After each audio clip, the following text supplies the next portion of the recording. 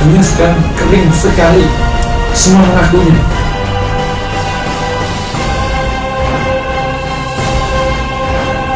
Assalamualaikum warahmatullahi wabarakatuh. Bismillahirrahmanirrahim. Innal hamdalillahi nahmaduhu wa nasta'inuhu wa nastaghfiruh wa na'udzu bihi min shururi anfusina wa sayyiati a'malina. Allahumma shalli wa sallim wa barik ala nabiyyina habibina Muhammad wa ala alihi wa ashabihi wa zurriyyatihi wa dzurriyyatihi wa tabi'ahum bi ihsanin ila yaumil qiyamah. Amma ba'd. Jemaah sekalian, alhamdulillah, berbahagia sekali pada siang ini kita berkesempatan dan dapat menyempatkan diri doa dari majelis ilmu seperti ini. Semoga menjadi amal soleh kita semua dari Allah Subhanahu wa taala. Tema kita sekarang ya materinya jalan-jalan kebaikan, dan sekarang jalan yang keempat kalau tidak salah, bersyukur kepada Allah Subhanahu wa taala. Sampai sekitar belasan kita akan bahas hal-hal yang bersifat batin atau hati, karena itu merupakan jalan yang terpokok dari meraih kebaikan untuk meraih kemuliaan di kemudian hari. Sebagaimana saya sampaikan sebulan yang lalu tentang jalan ketakwaan ya. Ada yang jalan taubat. Ini bagi orang-orang yang sakit, maka dia tidak boleh mendaki. Orang yang sakit harus berobat. Jalan kebaikan itu mendaki untuk sampai kepada ridhanya Allah. Dengan bahasa lain, dekat pada Allah. Posisi dekat itu ada proses. Bagi yang sakit berobat dulu, tidak bisa mendekat dulu karena virusnya masih banyak. Dan Allah tidak mungkin orang yang berdosa dekat padanya. Itu jalan pertama, sudah saya terangkan bulan yang lalu. Maka bagi siapa saja bisa jadi di antara kita masih mengalami masalah di sini, maka hal pertama harus taubat. Karena la yaqbalullahu salatan bighairi tuhur. Innallaha thayyib la yaqbalu illa thayyib. Allah tidak menerima salat kecuali yang suci. Allah itu thayyib, maka tidak menerima kecuali yang thayyib. Dan dosa itu tidak thayyib, maka tidak mungkin orang mendekat dengan dosa. Oleh karena itu kalau ingin mendekat Allah harus bertaubat. Yani bagi yang sakit harus berobat dulu. Tidak mungkin sakit punya virus mendekat.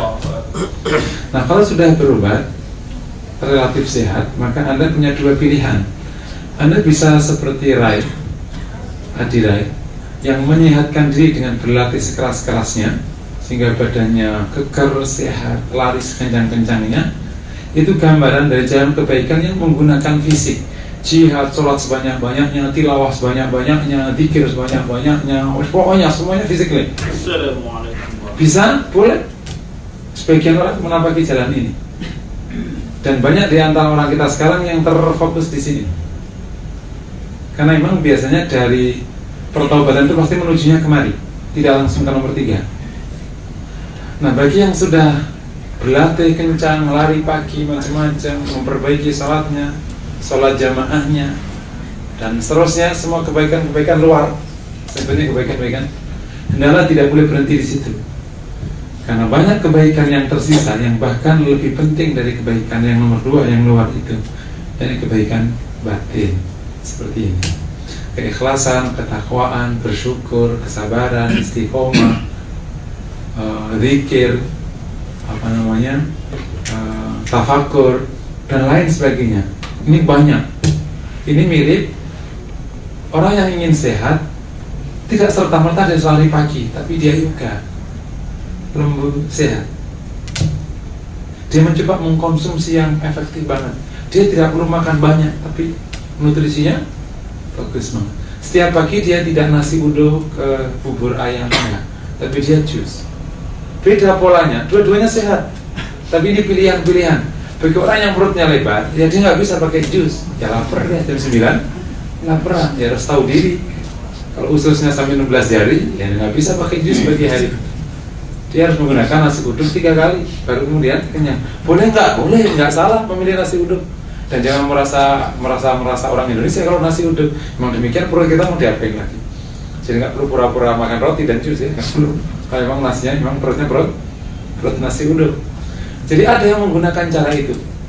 Tapi kalau dia cara itu sampai akhir hayat, bahaya. Karena bisa ada gula macam-macam di belakang nasi yang terlalu banyak setiap paginya. Dia harus berubah setelah umur 40, mulai mengkonsumsi hal-hal yang lembut, jus dan lain sebagainya.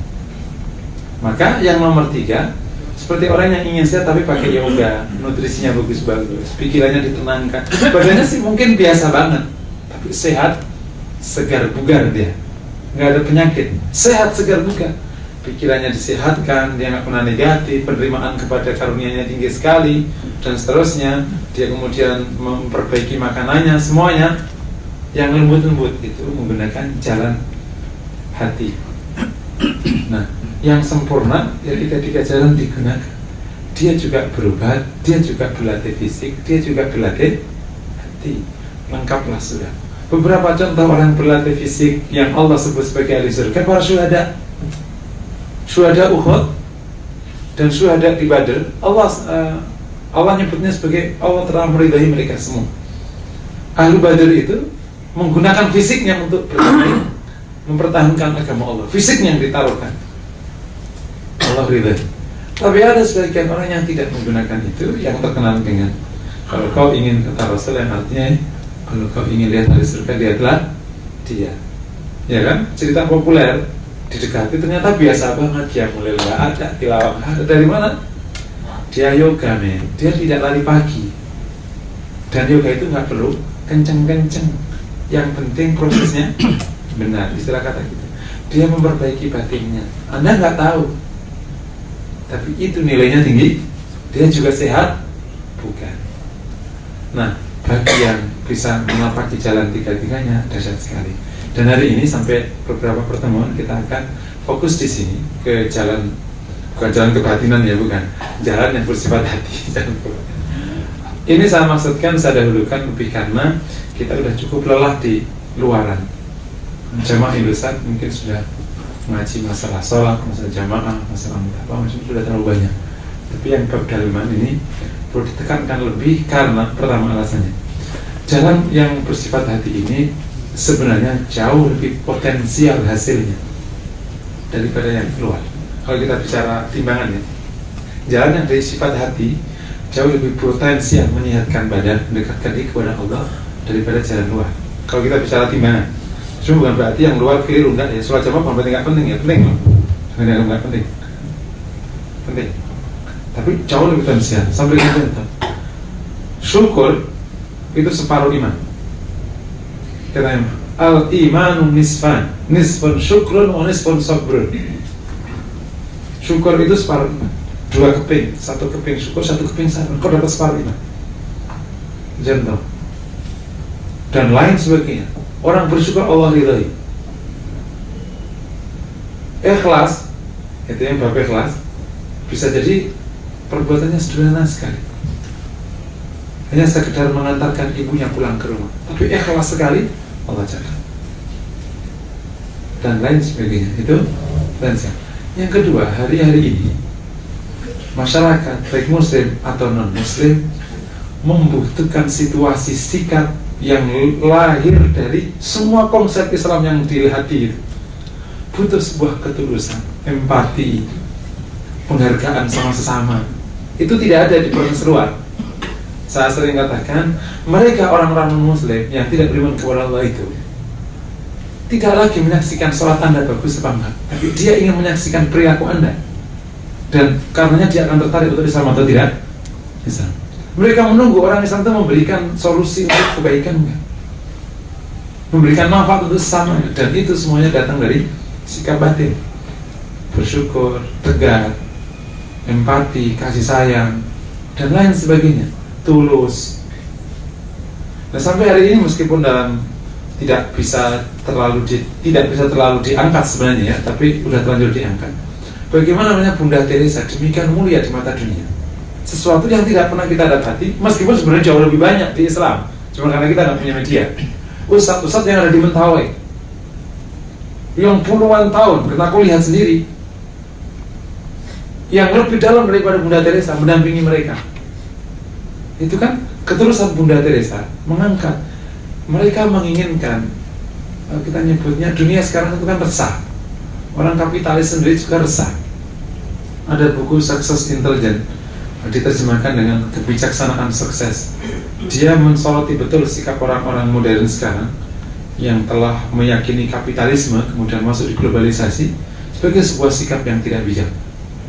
Mau contoh, saking ngejarnya target-target ini semua, maka banyak di antara orang di negara maju, bahkan juga di Indonesia, nggak punya kesempatan sarapan pagi. Sarapan paginya di mana? Di mobil.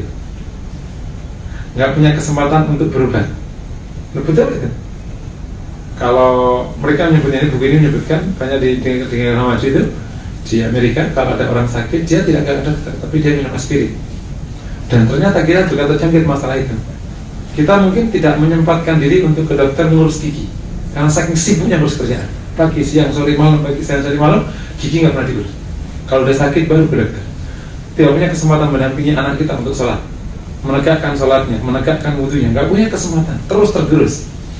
Nah, ini semua butuh sebuah oase, dan orang Islam yang paling potensial menghadirkan itu dari sikap-sikap batinnya yang sangat baik, tulus, empati, mengajarkan keseimbangan hidup. Kalau orang-orang mulai lirik dengan Tibet, nah, siapa itu? Siapa? Dalai Lama. Karena konsep-konsepnya sangat menyejukkan. Lepas bahwa dia beragama apa, kalau kita dengar wawancaranya, itu sebenarnya harus keluar dari mulut orang Islam. Harus keluar dari mulut yang menyejukkan dunia. Karena dunia sekarang kering sekali. Semua mengakuinya. Pusing dong nggak? Hasil kapitalisme terutama globalisasi sekarang menghasilkan 840 juta penduduk dunia miskin.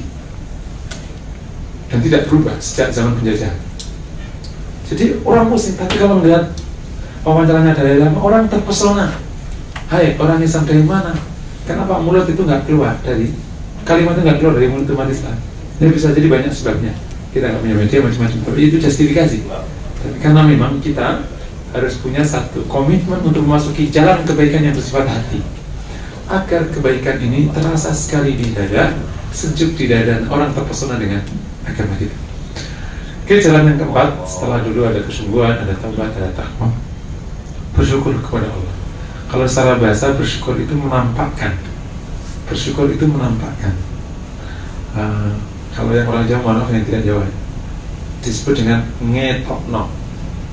Kalau ada orang dikasih makanan, terus kemudian makanan itu tidak pernah disuguhkan kembali ke orang ngetokno, yakni tidak menampakkan diberi. Syukur itu menampakkan. Apa maknanya secara istilah?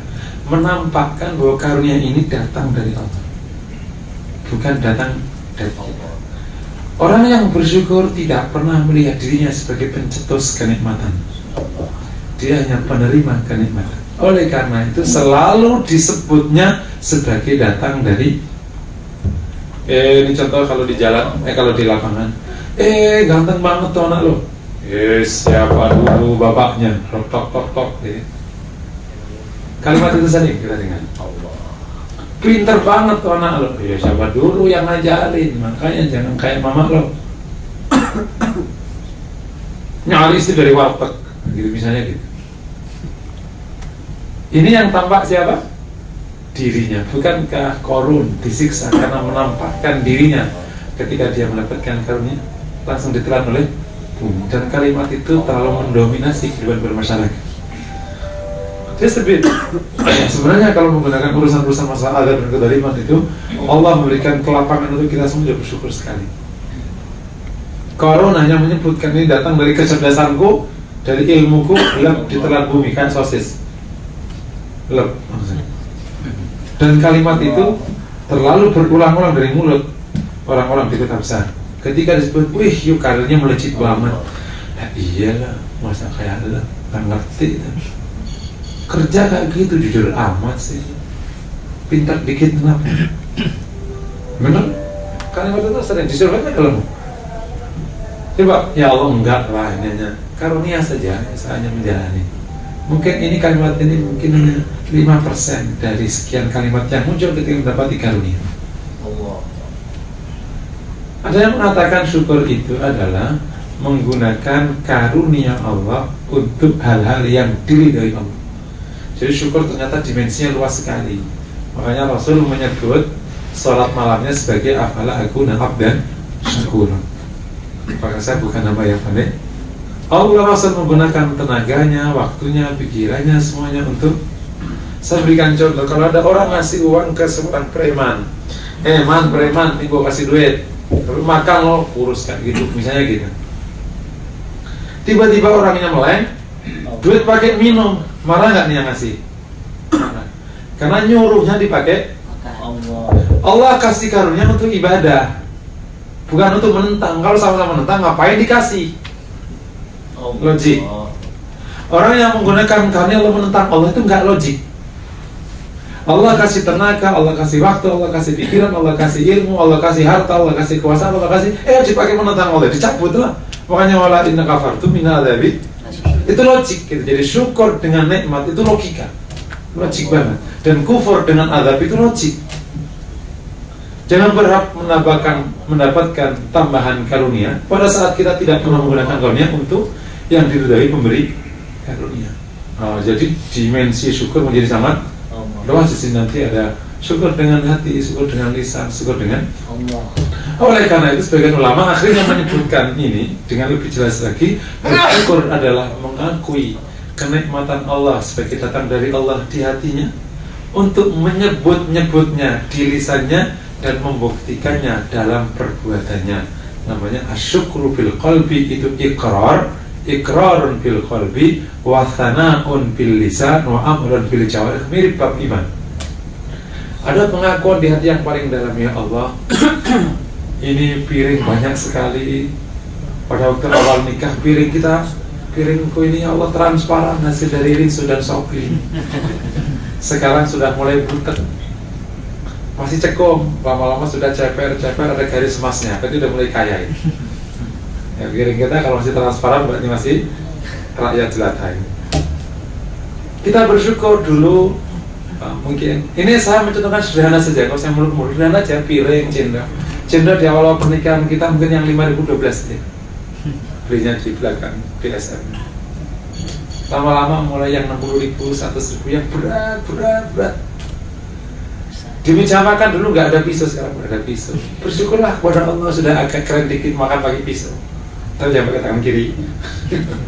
Itu repotnya ya. Budaya makan sekarang. Dikasih sendok 4, pisau 1. Nah, lu gimana cara makannya? Tangannya harus kanan. Tak pedulilah engkau makan kiri, baju harus gantian. Dipindah ini, dan seterusnya. Bersyukurlah ya Allah, ini karunia-Mu.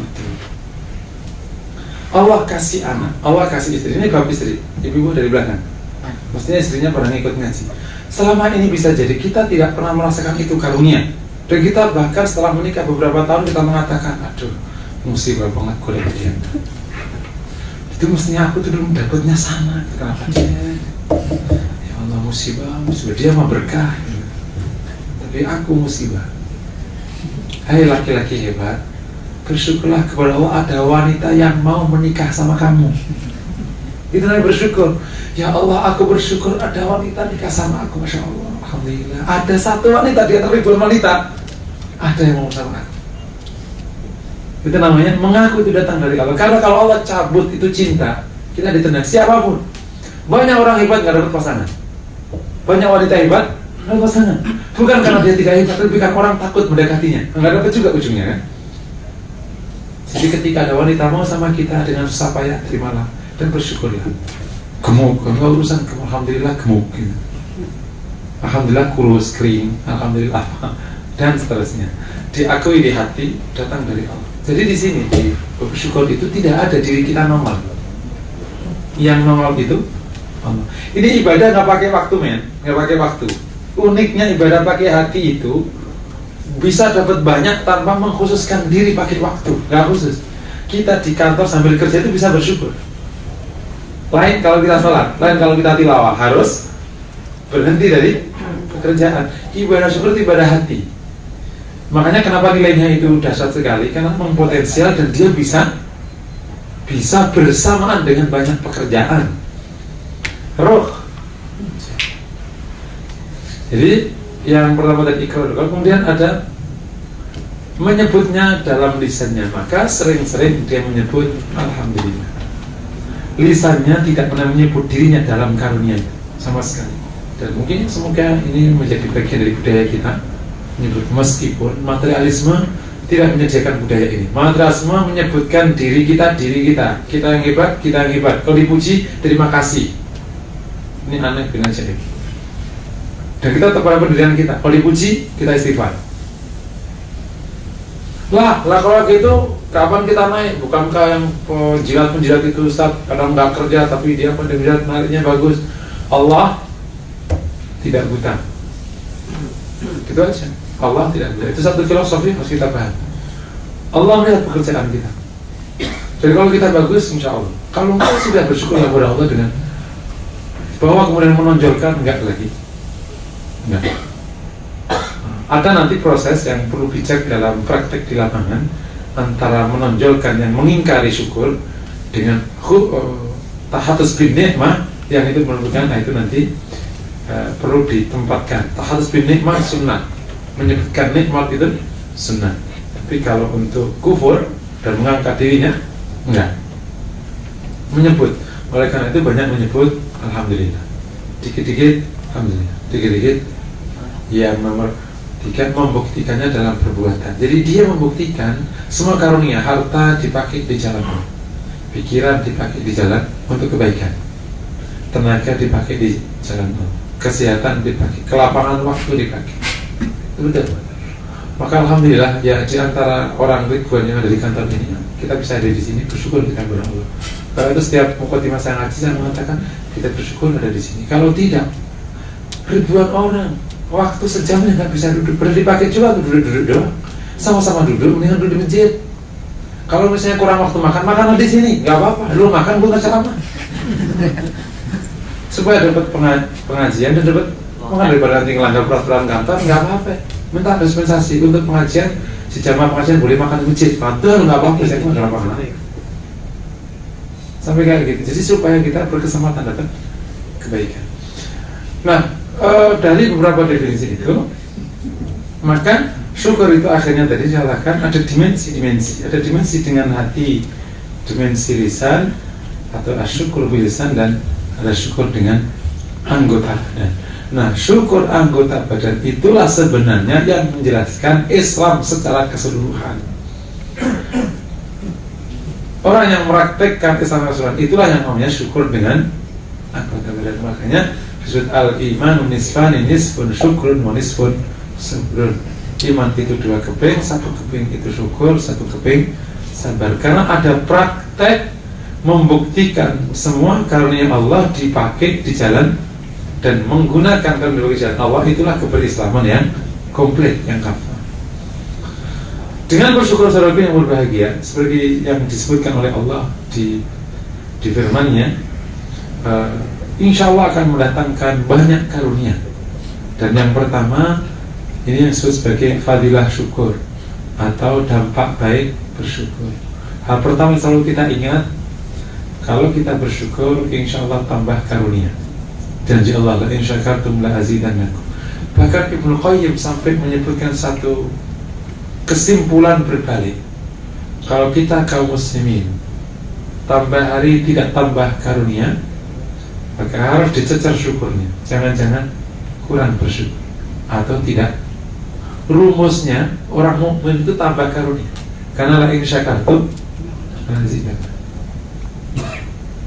Jadi tambah anak, jangan tambah istri ya, tambah anak, tambah karunia, tambah kesempatan, tambah kebaikan, tambah iman, tambah Islam, tambah khusyuk, tambah baik, tambah soleh gitu. Ini yang akhirnya sejalan dengan rumusnya orang mukmin yang namanya setiap hari harus meningkat. Saya mengatakan rumus hidup orang mukmin itu meningkat dan bertambah. Rumus peningkatan, rumus pertambahan, continuous improvement, kira-kira gitu. Jadi orang Islam dengan modal syukur, insya Allah nambah karunianya, nambah kebaikannya, meningkat kebaikannya. Kalau faktanya tidak menambah, berarti mungkin kurang bersyukur. Karena janji Allah jelas, la in syakartum la azidannakum. Sungguh itu. La in syakartum la azidannakum. Ini tentu saya hanya bercanda. Mohon maaf ibu-ibu, jangan marah ya, hanya bercanda saja. Saya mencoba bertanya salah satu orang yang menikah lebih dari 1. Mohon maaf, ini bercanda aja ya, tidak serius. Semua orang Mana ada wanita betul, mana ada wanita memperbolehkan dan mengizinkan kan? Saya punya teman Malaysia, ini kasusnya Malaysia ya. Kenapa sih kamu bisa nikah lebih dari satu? Oh, aku syukuri istriku. Tentu bahasa dia tidak begitu ya. Bahasa dia ya, aku sayang istriku, aku penuhi semuanya, aku tidak pernah celah dia, aku sanjung dia, pokoknya gitu. Maka ketika aku meminta izin, aku diizinkan. Saya ingin mengatakan gini ya, bukan aku memprovokasi Anda nikah, enggak, kan potongan Anda cuma satu istri. Ketahuan potongannya ketahuan. Potongan Anda satu istri, tahuan kena. Jadi saya ingin mengatakan la in syakartum lazidannakum, hanya ingin membuktikan itu loh. Maksudnya gini, banyak orang, ini beberapa fakta yang sering masuk ke saya kalau konsultasi keluarga, ingin menikah lagi dengan cara justru menyebutkan kesalahan istrinya, enggak bakal. Kalau engkau tidak bersyukur, kalau enggak bersyukur itu malah kufur, malah tidak ada kenikmatan. Tapi terimalah istrimu apa adanya, lengkap dengan kelebihan dan kekurangannya. Engkau akan mendapatkan tambahan karunia. Tentu tidak bentuknya istri lagi, bentuknya tambahan kasih sayang, tambahan loyalitas, tambahan ketaatan, tambahan kebaikan, tambahan masakan, banyak namanya tambahan. Yang punya sepiring akhirnya 3 piring. Ya. Jadi menolak dan tidak menerima kebaikan itu memang menghentikan kebaikan. Tapi terimalah kebaikan, kau akan ditambahi. La in syakartum lazidannakum. Itu baru manusia gimana dengan yang silat dengan Allah. La in syakartum lazidannakum. Jadi di sini kita kembali, kita mencoba untuk mengupayakan situasi batin yang terus bisa merasakan setiap tetesan kami sebagai kebahagiaan dan tambahan kebahagiaan. Kabar buruknya, kita semua ada di satu situasi hidup yang telah berideologi kapitalisme, yang telah masuk di era globalisasi, dan salah satu budaya yang diseret sama kapitalisme dan globalisasi adalah tidak pernah bersyukur. Dengan bahasa lain, selalu dikejar-kejar target, selalu dikejar-kejar bayangannya sendiri. Ini situasi batin saya akui hampir semua psikolog modern sekarang. Kapitalisme tidak pernah puas dengan hasil. Tidak pernah puas. Salah satu momok terberat dari orang modern adalah apa sebenarnya target. Dan target itu tidak pernah mundur. Tahun ini Anda saya targetkan 0%, kan harus sudah untung 20%, mana ada. Karena tahun kemarin naik 10%, tahun ini naik 20%. Terus tidak pernah berhenti. Kita bisa mencapai target, tapi tidak harus meninggalkan syukur. Tapi faktanya mengejar itu akhirnya meninggalkan rasa syukur. Dengan bahasa lain, salah satu budaya yang ditinggalkan, yang dibawa oleh kapitalis dan globalisasi adalah kita selalu melihat apa yang belum kita dapatkan dan melupakan apa yang sudah kita dapatkan. Itu budaya yang kita selalu melihat apa yang belum kita. Sebelum kita masuk Indosat, wah kayaknya bagus banget ya, masuk Indosat, perusahaan besar, kira-kira gitu, berkantor di jalan besar, kan kira-kira gitu. Merdeka Barat, bersejajar dengan Mahkamah Konstitusi, kurang apa coba? Satu-satunya kantor swasta yang berjajaran dengan Mahkamah Konstitusi, atau ini dah masih kurang apa coba? Oke, setelah kita masuk, kita melupakan bahwa kita menjadi orang Indonesia. Maka kita ingin naik berikutnya, dan buktinya kalau di lapangan anak-anak baru bekerja, ya Allah, kalau naik angkot, naik kereta ekonomi berat ya. Coba kalau punya motor, coba kredit motor, ya udah gak cocok mukanya naik motor, gitu kan. Akhirnya harus memaksa diri kredit yang rodanya 3. Tahu apa sebenarnya? Baju biru apa itu? Terus meningkat. Bolehkah sebenarnya? Tidak salah bahwa kita ingin mendapatkan lebih, itu nggak salah. Tapi kalau kita tidak pernah bahagia dari apa yang kita dapatkan, itulah yang jadi perkara, karena itu tidak bersyukur kita. Meskipun akhir-akhir ini di dunia motivasi sudah ada pergeseran sedikit. tapi belum dominan ya, belum dominan karena budayanya belum. Yang disebut dengan menikmati kemenangan kecil sudah dipakai. Kalau di zaman dulu kita tidak pernah boleh puas akan hasil supaya kita terus terprovokasi. Sekarang enggak, justru suruh menikmati kemenangan-kemenangan kecil. Itu dirasa jauh lebih tenang, tentram, dan justru lebih meningkatkan motivasi, tidak meledak. Tapi karena budayanya belum budaya, baru di konsep-konsep dimotivasi, enggak. Di lapangan orang selalu memimpikan apa yang belum didapatkan dan melupakan apa yang didapatkan. Akhirnya tidak pernah bahagia atas apa yang didapatkan, karena dia melupakannya. Dan itu betul. Dunia itu memang begitu dunia, karena dunia itu memang menipu. Kenapa menipu? Manusia selalu menginginkan apa yang belum didapatkan, dan dia akan meninggalkan apa yang sudah didapatkan. Ketika belum punya mobil baru, begitu mobil baru dapat, ingin mobil berikutnya. Ingin. Manusiawi ada, nafsu di situ ada. Allah kasih nafsu seperti itu. Tapi kalau nafsu ini tidak dihentikan dan kita akhirnya tidak bersyukur karenanya, itu awal masalah. Nanti kenikmatan akan dicabut oleh Allah.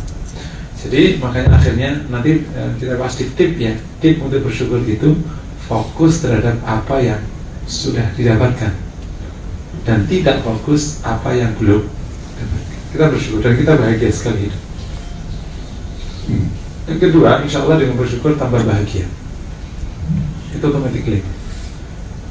Karena bersyukur itu dengan bahasa lain adalah mencoba menikmati karunia yang sudah diberikan. Dan kebahagiaan itu adalah kenikmatan akan karunia. Jadi antara apa yang kita dapatkan tidak serta-merta mendatangkan kebahagiaan yang kita impikan, selama tidak disikapi dengan menikmati apa yang kita dapatkan. Apa yang kita kumpulkan tidak serta-merta menambah kebahagiaan selama tidak kita sebagai dengan menikmati apa yang kita dapatkan.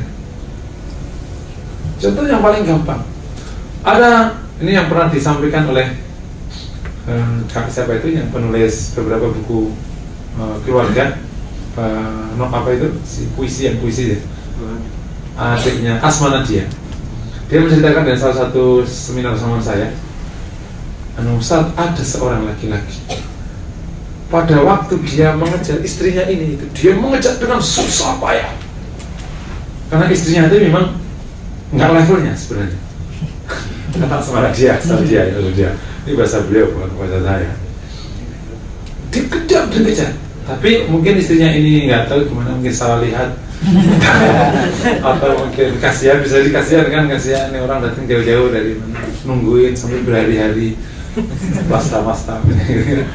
Akhirnya diterima. Tapi apa yang terjadi setelah nikah beberapa hari, dia ingin meninggalkannya. Yani mau menikah lagi maksudnya. Persoalannya dia melihat kekurangan istri dan pujaannya. Bahagia nggak dia dengan istri yang hebat ini? Ya kan bahagia. Dan itu yang sebenarnya menjadi masalah utama masyarakat modern, termasuk umat Islam di masyarakat modern. Tingkat kebahagiaan turun drastis. 50% Jadi 50% stres kan kalau di Jakarta. Dan tingkat kebahagiaan turun drastis. Dibandingkan orang tua kita yang ada di daerah, bahagia mereka. Sungguh bahagia mereka. Udah disurvei. Dan yang paling tidak bahagia adalah orang yang ada di kota. Di kota Medan. Dan yang paling bahagia kalau di 11 kota Indonesia yang besar, orang yang tinggal di kota Semarang. Saya tidak tahu Semarang, tapi yang jelas memang termasuk Cina Semarang sendiri, ya, apalagi yang orang muslimnya. Cina Semarang sendiri beda dengan Cina Surabaya. Cina Semarang itu lebih tidak provokatif, ya tidak terlalu ambisius gitu. Nah, memang orangnya kan gitu, nggak tahu. Mungkin air Semarang. Kenapa tidak Jogja? Enggak, Jogja sudah menggigit sekali sekarang. Jogja sudah sangat menggigit.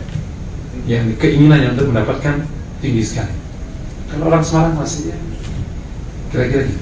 Jadi kita kembali ya, dan akhirnya kita akan bertanya pada diri kita, Kalau selama ini kita akhirnya bahkan beberapa jam untuk kita mencoba menikmati karunia, dalam arti mensyukuri karunia, menjalani hidup yang normal dengan segala dimensi yang kita miliki, kita coba. Tetapi ada hidup berkeluarga, maka kita punya waktu untuk berkeluarga.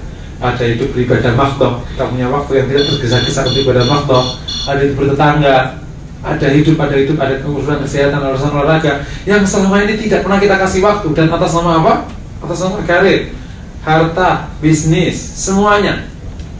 Pertanyaannya, apakah kita bahagia dengan itu semua? Saat kita tidak pernah lagi menikmati apa yang kita dapatkan. Karena begitu kita mendapatkan, kita langsung tancap target di atasnya lagi. Betul? Begitu dapat, langsung tancap target di atasnya lagi. Kelak, manajer langsung 2 tahun lagi GM. Kapan lo senang? Punya rumah nih, ngeredit 2,5 juta per bulan, langsung tancap 5 tahun lagi, gua harus 4 kali lipat luasnya rumah ini. Kapan lo bahagia? Jadi akan mendatangkan kesedihan. Dan kalau sudah sedih, tidak ada artinya apa yang kita dapatkan. Karena inti dari yang kita dapatkan itu kebahagiaannya. Yang nomor 3, dengan bersyukur, Allah SWT akan beritahu, in tashkuru yardahu lakum. Kalau engkau bersyukur kepada Allah, Allah akan meridai kalian. Wah, apa besar. Makanya sampai Rasul menyebut sholatnya sebagai syukur, itu betul. Syukur mendatangkan ridha, ridhanya Allah Subhanahu wa ta'ala. Ini ibadah sederhana. Sederhana ya. Ibadah hanya butuh konsentrasi batin, nggak perlu waktu.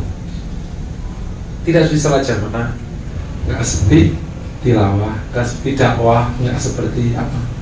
Hanya butuh konsentrasi. Coba setiap tetesan karunia kita berlatih syukur.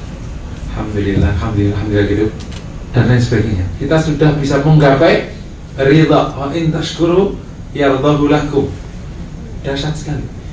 Ibadah hati yang tidak perlu waktu, nggak perlu khusus duduk bersyukur, nggak perlu. Sambil bisa bersyukur, sambil sholat, sambil kerja, itu bersyukur kita kepada Allah. Perasaan semuanya datang dari Allah, itu syukur kita. Dan itu kita bawa kemana-mana. 24 jam bisa. Ya Allah, aku tidur, ya Allah, syukur kita. Oh, dahsyat sekali. Dan masih banyak sekali fadilah syukur yang Ibnu Qayyim sebutkan di bukunya, di Madarijus Salikin, buku-buku yang lain. Banyak sekali, ada sekitar berapa? 7-8 lebih. Saya sebutkan 3 saja. Nah, ada 3 kategori syukur, atau sebetulnya semacam 3 tingkatan syukur. Dan kita berharap kita bisa bersyukur di level pertama, naik 2, dan naik ke 3. Dasar sekali. Yang pertama, bersyukur atas karunia Allah yang kebetulan kita sukai. Karena Allah ini banyak, sebagian kita sukai, sebagian tidak kita sukai.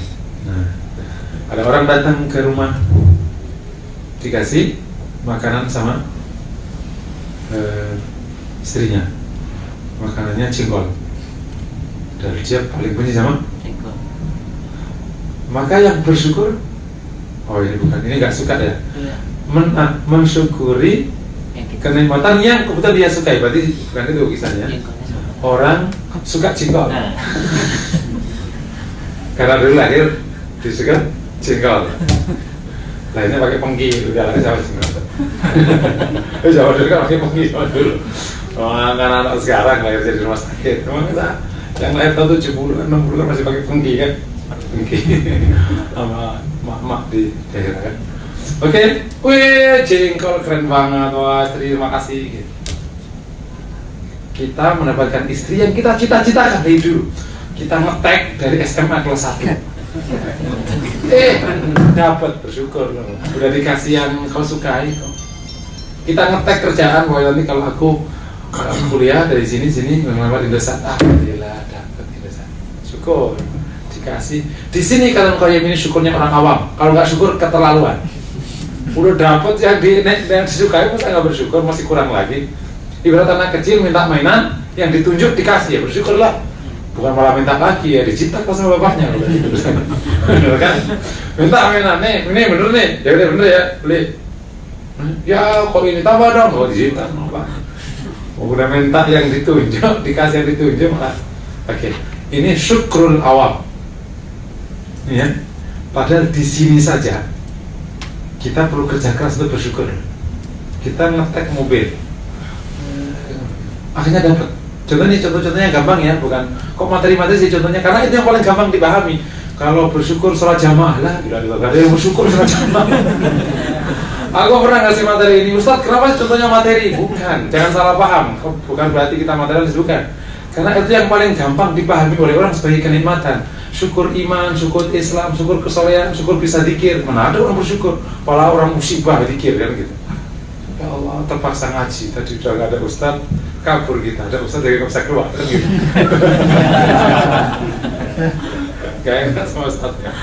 Aku memberikan contoh karena yang mudah dipahami ya, bukan berarti kenikmatan hanya yang materi-materi, bukan. Karena kenikmatan yang paling dahsyat itu iman dan hidayah justru. Nah, misalnya ngetek, terus kemudian 3 tahun lagi dapat, meskipun ngeredit, alhamdulillah dapat ini, chatnya pas, ini yang pas, kan? Ini syukrul awam dan sampai kapanpun disyukuri. Yang kedua, mensyukuri karunia yang datang dari Allah. Karunia ya, bukan musibah ya, karunia yang kebetulan tidak kita sukai. Orang tidak suka sayur bening. Dari rumah kata, wah nanti bakal sayur lodeh. Orang Jawa. Kok sayur bening lagi, pakai sayur Betawi. Ya alhamdulillah sayur bening. Orang tidak suka teri jengki, karena dia mungkin orang kaya ya. Makan teri jengki. Ternyata istrinya ngasih teri jengki. Alhamdulillah teri jengki. Jadi dia bisa bersyukur atas karunia. Nah, sekarang contoh ngetek istri dapatnya ono. Nah, biasa kan? Karena hampir sebagian orang, saya mungkin separuh lebih mendapatkan yang tidak dicita-citakan. Enggak ya. Misalnya ngetek sana dapat sini. Sama saya juga istrinya ngetek sini dapat. Ngetek, kenapa sih gak datang dia? Ya ternyata udah nikah dulu. Kenapa sih papa nggak bilang sih dulu? Katanya anak perempuan. Oke, ngetek ditolak-tolak ya. Sudah mau gimana lagi? Dipaksa-paksa nggak bisa. Ya sudah akhirnya terpaksalah menikah dengan yang mau diapain lagi. Ya, alhamdulillah mendapatkan yang ini. Gitu, coba bisa kayak gitu? Ya gampang tau nggak ini? Sampai ya musibah. Ribut dah tuh. Kamu tidak mencintai aku? Nggak ada. Pokoknya ini hanya pernikahan formalitas.